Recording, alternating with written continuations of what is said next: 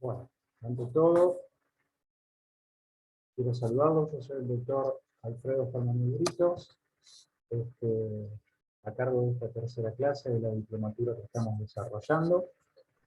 Quiero disculparme por no poder estar en vivo el día martes 19 a las 8 horas, pero bueno, tengo un compromiso que no lo pude postergar, así que les pido mil disculpas. Así que mediante esta grabación voy a hacerme cargo de lo que es el dictado de la clase. Ante todo les mando un saludo y espero que estén todos bien.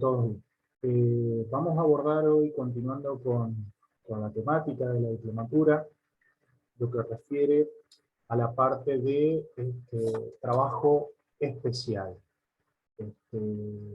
Esta parte de trabajo especial voy a compartir ahora pantalla con un PowerPoint que tiene que ver el abordaje de esta temática que nos va a llevar a cabo durante esta parte de la diplomatura. Bueno, cuando hablamos de trabajo especial, generalmente las carreras de grado, en lo que tiene que ver Derecho, Ciencias Económicas, se remite básicamente a lo que es el tratamiento del trabajo de mujeres, el trabajo infantil, los empleados y empleadas de casas particulares, ex viejo trabajo o servicio doméstico, los trabajadores de la construcción, los viajantes, los conocidos viajantes de comercio, el empleo público y además el trabajo agrario, entre otros.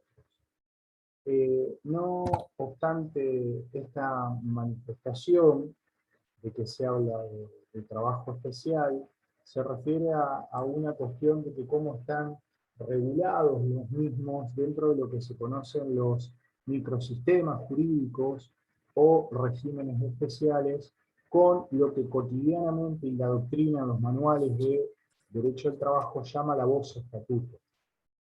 ¿Y a qué nos referimos cuando hablamos de estatuto? A una reglamentación de lo que tiene que ver con estatuto. Bueno, en esta primera clase primera parte de la clase mejor dicho, vamos a agarrar y vamos a tratar de desentrañar este tipo de cuestiones generales para una mejor comprensión de lo que vamos a abordar para desarrollar. Cuando referimos a la voz de estatuto, primero tenemos que hacernos la idea de que es un microsistema jurídico. Es un sistema jurídico pequeño. Pero la voz de estatuto puede tener dos acepciones de carácter conceptual que pueden por ahí llegar a referenciar algo que podamos tener una idea de estos microsistemas jurídicos, estatutos. Y uno es lo que refiere al está todo. Es decir, de que la idea del estatuto, el estatuto está todo, la idea de que fuera de este cuerpo normativo, de este microsistema jurídico, no hay nada más. Y él mismo, en consecuencia, se autoabastecería, se autoabastece a sí mismo. ¿Qué implica esto? ¿Qué implica? Que como regla general no tenemos que irnos a cuestiones normativas dentro o fuera del marco de este microsistema jurídico para brindar respuestas a determinadas situaciones fácticas o de hechos con consecuencias jurídicas, ya que el estatuto es el que lo tiene que resolver. Eso por un lado, la voz del está todo. El microsistema jurídico le brindaría, o como regla le brindaría respuestas a las situaciones de hecho con consecuencias jurídicas planteadas más en cuestiones que tienen que ver con los trabajadores, depende la base normativa que intente regular. Por otro lado, refiere Estado, el estado de un sujeto jurídico. El estatus, o sea, en el derecho romano, por ejemplo, se hablaba del estado del ciudadano romano. El estatus del derecho romano vendría a ser de los habitantes del derecho romano, no ciudadano, porque el estado del ciudadano era un estado, es como una suerte de estado civil, como para que se pueda llegar a entender lo más llanamente posible. El estatus del derecho romano conformado por el conjunto de derechos y facultades de una persona, de un sujeto de derecho, lógicamente que en este supuesto estamos hablando de una persona física, de un ser humano. El estatus de un ciudadano romano, el Estado, se integraba por tres aspectos: la libertad, su cuestión en lo que tiene que ver la vida civil, y su cuestión en lo que tenía que ver la familia. Entonces ahí tenía el estado de libertad o el status libertatis, el status civitatis y el status familiar. Por ejemplo, ¿por qué se hablaba de estado de libertad? Bueno, porque en aquella época ya, desde antes de Cristo, inclusive el derecho romano tenía reglamentada la esclavitud. Y podía, mediante una institución propia del derecho romano, darle la libertad al esclavo, principalmente quien era el que poseía o sometía a personas, era el ciudadano romano, que eran las clases mayores. El estado del ciudadano era un estado con una ascendencia social muy elevada en relación a los demás. El estado de libertad y bueno, el status civitatis, y ahí tenemos el estado de ciudadano romano. Y otra, la situación familiar. Podía ser lo que se conoce como el padre de familia, el pater family, que era el rango más elevado que tenía dentro de un grupo familiar, que no era solamente la cuestión integrada por las familias de índole, o lo que hoy que conocemos como la relación por consanguinidad o por afinidad política, sino que eran inclusive, llegaban a ser más grande el parentesco, donde se adoptaban no solamente, estaba el instituto dentro del derecho romano de la adopción, sino de familias enteras, lo que se denominaba la derogatio, donde se podían adoptar familias enteras, y había uno que era como una suerte de cabercillo. De ahí viene la idea de esta cuestión del patriarcado. Si nos vamos a la Génesis, una de las cuestiones que están ahí dentro de lo que es el derecho romano. El pater familias era el patriarca, en cierto modo, de lo que vendría a ser la familia, era el cabecera de familia. Bueno, a partir de ahí es donde se adopta la idea de estatus o de estatuto en relación a la regulación jurídica del estado de una persona. Particularmente esto traspasado al derecho del trabajo, lo que refiere es el estado de un determinado trabajador, una concepción especial que tiene ese trabajador por su estado, por ser mujer, por ser niña, por ser niño, por ser trabajador de casa particular. El Estado es su especialidad, lo que va determinando la regulación específica de un microsistema adaptada hacia él por su condición especial. Entonces, estas dos acepciones de lo que es estatuto hacen para que entendamos un poco mejor a qué refieren estos microsistemas jurídicos. Primero, esta idea de que está todo, de que se autoabastece. Y segundo, esta noción de que el estado del trabajador, por la actividad que realiza, su condición especial, requiere de una regulación específica propia. Ese es el estado que adquiere, que justifica el porqué de una regulación especial, un microsistema jurídico para él, y que resolvería la gran cantidad o la gran mayoría de las situaciones de hecho planteadas. Entonces, sería una clase de trabajador dependiente que fundamenta la legislación especial. Clase de trabajador dependiente. A suerte de trabajador especializado que fundamenta un microsistema jurídico determinado que reglamente ese vínculo jurídico laboral. Ahora bien, ¿por qué un régimen especial? Acá tenemos que irnos a lo que es el artículo 2 de la Ley de Contrato de Trabajo.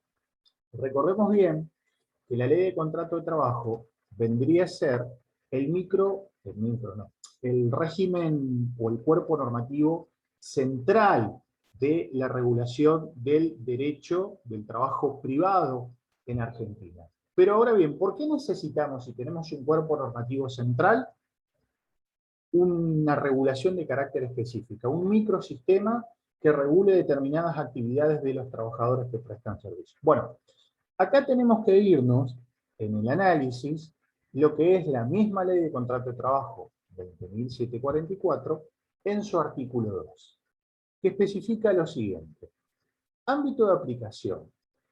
La vigencia de esta ley quedará condicionada a que la aplicación de sus disposiciones resulte compatible con la naturaleza y modalidades de la actividad de que se trate, y con el específico régimen jurídico a que se haya sujeta.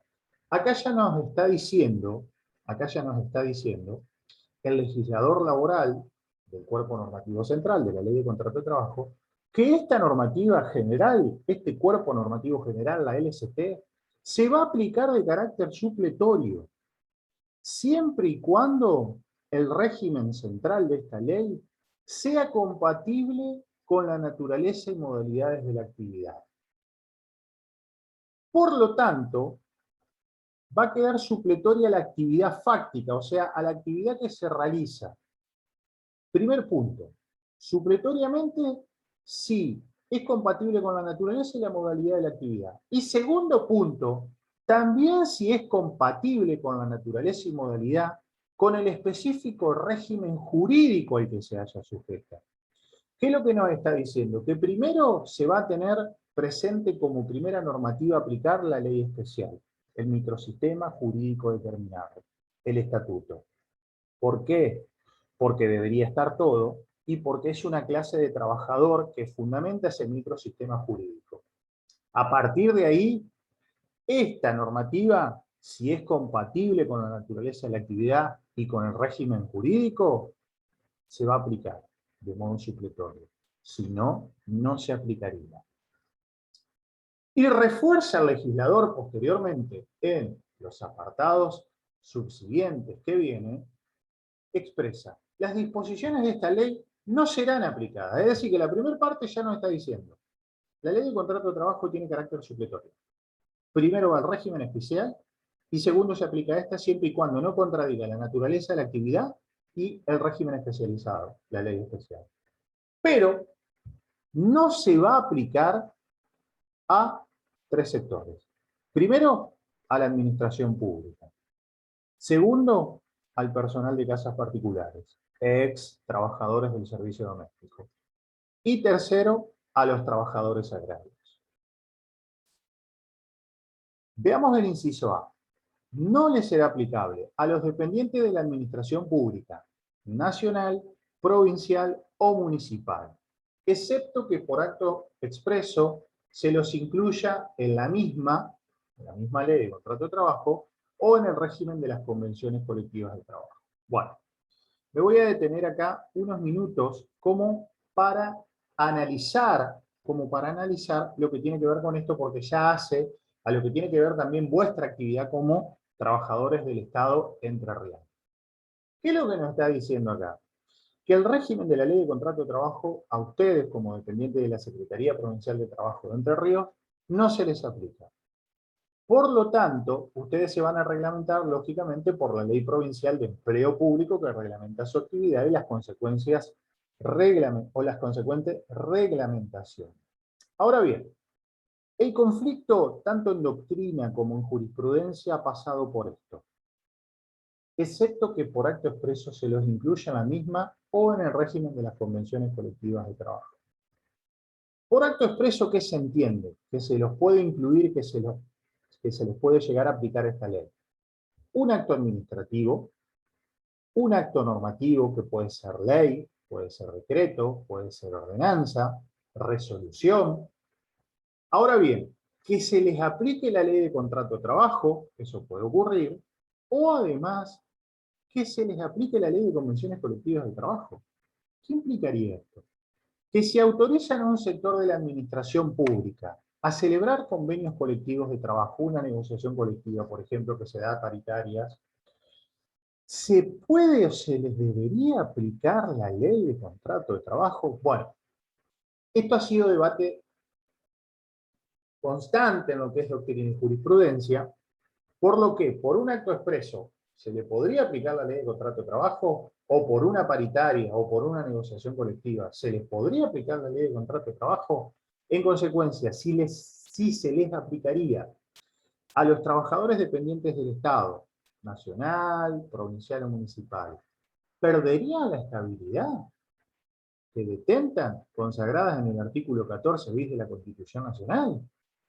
Bueno, esta fue la gran cuestión que se dio, y esto en principio se resolvió en un fallo que la Corte declara la inconstitucionalidad de esta posibilidad en el fallo Madorrán Marta Cristina contra Administración Nacional de Aduanas, donde por convenio colectivo existía la posibilidad de que se pudiera depender a los dependientes de la Administración Nacional de Aduanas con invocación de una indemnización sin justa causa, y se le indemnizaría consecuentemente como el 245 de la Ley de Contrato de Trabajo.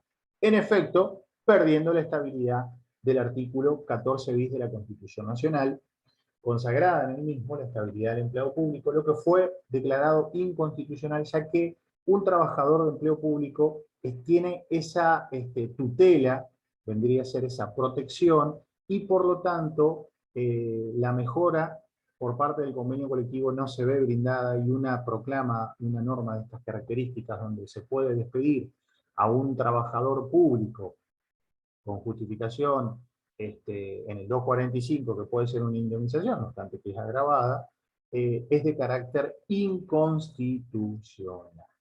Bueno, esto como primer punto dentro del análisis de lo que es el inciso A del artículo. Segundo punto, al personal de casas particulares, sin perjuicio de que las disposiciones de la presente ley serán de aplicación en todo lo que resulte compatible y no se oponga a la naturaleza y modalidades propias del régimen específico, o cuando así lo disponga expresamente. Bueno, acá cae también en una suerte de redacción un tanto confusa. La regla es de que ya inclusive por el artículo 2, parte general, no se les aplica a los trabajadores de casas particulares, y es esta ley 26.844 la que reglamenta el estatuto del personal de casas particulares, que proclama esta reforma, lo que es el inciso B del artículo 2 de la Ley de Contrato de Trabajo, donde, bueno, no se les aplica en una mención, bastaba con la primera parte de este artículo 2, pero en el inciso B lo ratifica o nuevamente pone un énfasis, salvo que sea compatible y no se oponga a la naturaleza y modalidades de la actividad del régimen de la 26.844, que es uno de los regímenes que vamos a pasar a analizar en un momento donde ha dado un salto de calidad o cualidad tuitiva o protectoria en favor de los trabajadores y las trabajadoras dependientes de casas particulares, muy elevado, dignificando la labor como debía ser, y derogando aquel viejo Decreto Ley 326/56 post mal llamada Revolución Libertadora. Ya yéndonos al apartado C, tampoco se les aplica a los trabajadores agrarios, también ocurre lo mismo lo que tiene que ver con la redacción del apartado B, en esta confusión de que basta la mención general, y que refiere, bueno, no se les aplica a los agrarios, sin perjuicio de las disposiciones de la presente ley, serán de aplicación supletoria en todo lo que resulte compatible y no se oponga a la naturaleza y modalidades propias del régimen de trabajo agrario. Este fue un artículo que lo modificó el 104 de la ley 26.727. Bueno, cuando vemos el tema de lo que tiene que ver la prelación normativa, esta jerarquía de fuentes, cuando hablamos de fuentes, es decir, qué tipo de fuentes aplicamos. La fuente que van a aplicar tiene lo que se conoce comúnmente o clásicamente como la pirámide de Kelsen. En la cúspide está la Constitución Nacional, y todo lo que se contradice a esta queda derogado o no tiene la operatividad. Entonces, Constitución deroga ley cuando la vulnera, ley deroga a decreto siempre que va en contra del decreto, y decreto o lo que tiene que ver con resolución. En términos generales sería esto. Bueno. En verdad, la pirámide de Kelsen es un autor muy conocido en lo que tiene que ver el derecho al trabajo, con su teoría pura del derecho, que tomó, en verdad, copió y mejoró, o en todo caso sacó de otro autor, que es Merck, que es quien tiene la idea originaria de esta suerte de pirámide. Por eso, crisis de la pirámide de Merck o de Kelsen. ¿Por qué decimos crisis de la pirámide? Por esto de lo que hemos hablado de los derechos humanos en modo laboral. Ya no se habla de la verticalidad de las fuentes, sino de una horizontalidad de las mismas, donde las garantías constitucionales y convencionales, lo que estaría ahí, los derechos humanos en clave laboral, en modo laboral o derechos humanos laborales, más los tratados internacionales supralegales, que no tienen jerarquía constitucional, en un modo armónico van marcando las demás fuentes cómo deben aplicarse. Entonces, estos son como faros que van a iluminar las garantías de derechos humanos laborales a las demás leyes. Las leyes especiales, con sus correspondientes normas TES, las leyes generales, los decretos, etc. No hay una exclusión ipso iure como se planteaba por ahí dentro de lo que es la pirámide kelseniana. Se habla de un diálogo de fuentes, donde en un sentido armónico y equilibrado van a ser aplicadas en modo operativo a determinadas situaciones de hecho en consonancia con la Constitución Nacional, en consonancia con las garantías convencionales y con los demás tratados internacionales. Véase esto de que sí es importante, más aún cuando consideramos los convenios internacionales de la Organización Internacional del Trabajo. Véase así, ¿qué es lo que tiene de particular el derecho del trabajo cuando hablamos en materia normativa? Que no se rompe fácilmente el tema de lo que es la fuente tradicional en esta aplicación de que ley especial deroga ley general. Porque podemos encontrarnos con algunas situaciones donde el derecho del trabajo, por este sentido protector, tutitivo que tiene una particularidad distinta de lo que es otras normas. Y acá tenemos que ver lo que es el artículo 9 de la Ley de Contrato de Trabajo, cuando habla del principio de la norma más favorable. El principio protectorio, consagrado en el artículo 14 bis de nuestra Constitución Nacional, detenta tres principios que se derivan de él, o tres reglas. A mí me gusta más hablar de principio que de reglas. Uno, recuerden el 14 bis, el trabajo en sus diversas formas gozará de la protección de las leyes, las que asegurarán. Ese gozará de la protección de las leyes consagra el principio protector. Derivado de este, tenemos como primero el de la norma más favorable. Segundo, el conocido indubio pro operario. Y tercero, el de la condición más beneficiosa. Tanto el primero, el de la norma más favorable, como el de la condición más beneficiosa, son dos técnicas de aplicación de normas. El segundo, el del indubio pro operario, es una técnica de interpretación de normas. El primero, el de la norma más favorable, consiste en esto. Hay una situación de hecho jurídica que se le pueden aplicar a varias normas.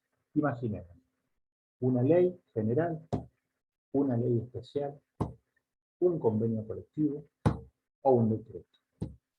Todas son posibles aplicables a la situación de hecho. Ahora bien, ¿cuál elijo? Entre todas tengo que elegir la más favorable. ¿Cómo determino cuál es la más favorable? Hago una comparación de los institutos. Refiere al instituto jornada, refiere al instituto remuneración, refiere al instituto vacaciones o descanso, se justiprecia el mismo, se hace una suerte de evaluación, se lo califica y entre todos determino cuál es el más favorable. Pero el instituto, no todo el cuerpo normativo. Por eso se habla de conglobamiento por instituciones. Fíjense cómo dice la ley. En caso de dudas sobre la aplicación de normas legales o convencionales, prevalecerá la más favorable al trabajador, considerándose la norma o conjunto de normas que rija cada una de las instituciones del derecho al trabajo. Vamos a la otra, la del indubio pro operario. El indubio pro operario es una técnica interpretativa de normas, no una técnica de aplicación de normas. La duda acá cae o se da en relación a la interpretación. ¿Qué es interpretar? Desentrañar perdón, el verdadero sentido y alcance de la norma. Eso es interpretar. Entonces, si tengo varias interpretaciones, pero es sobre una norma, no sobre varias. Entonces tengo una situación de hecho, una norma que ya sé cuál es la que tengo que aplicar, pero sobre esto interpreto varias. A partir de ahí, ¿cuál voy a elegir? La más favorable al trabajador. Por eso es indubio pro operario. Como una suerte del indubio pro reo, en caso de duda a favor del reo, bueno, en caso de duda a favor del operario. Es decir, en caso de duda a favor del trabajador. ¿Qué significaba esto? Básicamente, de que si se va a discutir sobre la interpretación, bueno, la discusión, si hay dudas, o vendría a ser la dubitación, vendría a ser por el alcance de la norma, voy a aplicar o voy a elegir la más favorable. Acá no tenemos una técnica como la anterior que compara instituciones, no. Siempre se planteó la discusión a qué nos referimos con duda, o cómo puede ser la misma. Algunos hablan de duda inalcanzable, es decir, donde ya no tengo más, o sea, efectivamente no tengo ninguna cuestión de cómo resolverlo, entonces la duda tiene que ser muy avanzada. Otros hablan de duda razonable y otros de una simple duda, basta la mera duda como para interpretar a favor del trabajador. Algo característico que se dio en esta norma es que esta norma en el proyecto originario de la ley 2744 tenía el alcance a las pruebas. Posteriormente en la reforma del 76, en la época del proceso, en la que se conoció como la segunda década infame, se había derogado esto y no alcanzaba la prueba. Bueno, posteriormente, por la reforma de la ley 26.428, se volvió a la vieja redacción y hoy la duda, si cae sobre cómo aplicar los medios probatorios, también es a favor del trabajador. Es decir, que ya no solo es sobre la norma, sino también sobre los medios probatorios en lo que tiene que ver en un eventual litigio judicial. Si la duda recayese en la interpretación o alcance de la ley, o en apreciación de la prueba en los casos concretos, los jueces y encargados de aplicarla se decidirán en el sentido más favorable al trabajador. Esto en concordancia con lo que ya hemos analizado en lo que tiene que ver los derechos humanos en clave laboral, que también son aplicables ante estos supuestos en un modo armónico, por eso hablamos de la horizontalidad, fuentes de aplicación. Los casos en que este código rigen deben ser resueltos según las leyes que resulten aplicables. Ya no está hablando del principio de especialidad, pero no obstante el principio de especialidad no va a derogar las demás normas, sino que estas leyes aplicables, estatutos que reglamentan la labor de los trabajadores, deben ser apreciados conforme la Constitución y los tratados de derechos humanos. ¿Cómo se deben interpretar? Artículo 2, teniendo en cuenta sus palabras, finalidades, leyes análogas, las disposiciones que surgen de los tratados de derechos humanos, los principios y los valores jurídicos, de un modo coherente con todo el ordenamiento jurídico. Y el deber del juez de resolver es de modo razonable. Esta lectura debe hacerse de modo armónico. Por eso hablo de tesis tuitiva.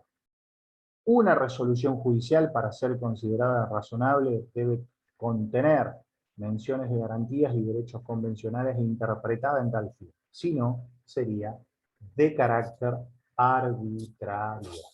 Bueno, ya vamos a entrar a ver en el tema de lo que es la regla de la especialidad, cómo el artículo 72 de la 26.844 refiere lo que mencionábamos hoy en el artículo 2, inciso B de la ley de contrato de trabajo, donde ratifica este aspecto de que no se le va a aplicar al régimen general salvo que sea compatible con el régimen, no se oponga a la naturaleza del mismo. Y las disposiciones de esta ley así lo prevén. Pero como regla no se les aplica en este sentido. El artículo 35, de lo que tiene que ver ya la 22.250, que es la normativa que regula el estatuto de los empleados de la construcción, dice las disposiciones de esta ley son de orden público y excluyen a las contenidas en la ley de contrato de trabajo. Por lo tanto, ahí ya nos está dando la idea del estatuto, de la especialidad, de que se tiene que autoabastecer. Y en principio no se aplicaría la ley de contrato de trabajo, sino de modo supletorio. Y por último, el artículo 18 de la ley 14.546, que es la ley de viajantes de comercio, dice: deróguese toda disposición que se oponga a esta ley. Es decir, que si no es compatible con la naturaleza de la actividad y del microsistema jurídico, estaría imposible de ser operativa para ser aplicada en modo directo, sino de modo supletario, siempre y cuando no se contradiga con él. Bueno, esta es la primera parte de la clase. Vamos a parar unos segunditos, yo me reorganizo y vamos a continuar con la segunda parte.